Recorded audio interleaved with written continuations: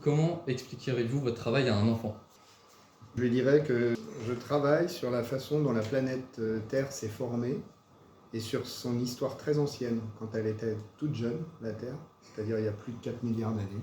Et je lui dirais que j'essaie de reconstituer la façon dont ça se passait à la surface de la Terre à cette époque. Qu'est-ce qui vous a initialement attiré vers ce domaine?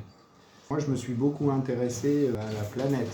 C'est les sciences de la planète vue comme quelque chose de global, vue comme quelque chose éventuellement de fragile.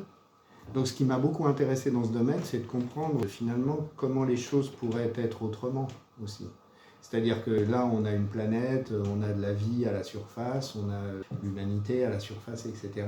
C'est pas forcément évident que ça n'aurait pas pu se passer autrement. Vous cherchez à expliquer le destin de la Terre? Pourquoi ça s'est Exactement, passé comme ça? exactement. Essayer de comprendre ce qui est inéluctable, ce qui ne l'est pas, ce qui est peut-être dû au hasard, ce qui est peut-être dû à des nécessités absolues. Et du coup, comprendre comment la Terre fonctionnait à ses tout débuts, c'est effectivement une des façons d'aborder ce problème. Qu'est-ce qui vous passionne le plus dans votre travail? Ce qui me passionne le plus, moi, c'est de découvrir des choses nouvelles que personne n'a encore jamais regardées. Les découvertes, c'est le moment où on a une idée nouvelle, on comprend quelque chose, c'est absolument génial. Mais peut-être que ce qui me passionne le plus dans mon travail, pour être honnête, c'est plutôt l'interaction que je peux avoir avec plein de collègues différents. Parce que chacun a une vision différente, a des motivations différentes. Et donc peut-être que dans mon travail, ce qui me passionne le plus, c'est l'aspect collectif de la recherche. Par rapport aux expériences, est-ce que vous pouvez nous en parler un petit peu? Moi, c'est un peu comme un astronome d'une certaine manière, c'est que je travaille sur des systèmes naturels, des systèmes qui existent.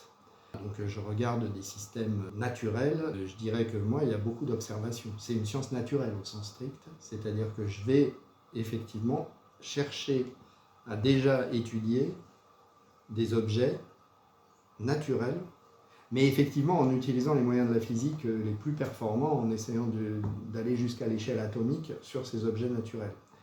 Alors c'est vrai qu'ensuite, il y a une dimension expérimentale aussi. Pour donner un exemple simple, si je veux comprendre comment une roche s'est formée il y a 4 milliards et demi d'années dans l'océan, par exemple. Savoir s'il y avait déjà un océan il y a 4 milliards et demi d'années, je vois une roche, j'essaie de comprendre, ok, elle s'est formée dans cet océan primitif. Je peux aller la regarder, cette roche, je peux voir ses caractéristiques, je peux dire ah oui, ça ressemble à de la précipitation, donc oui, ça devait être dans un océan, qui avait telle composition, etc. Mais je peux aussi essayer d'aller au laboratoire, faire une espèce de maquette, faire une espèce de modèle de ce que pourrait être cet océan très ancien, et essayer de reproduire le processus.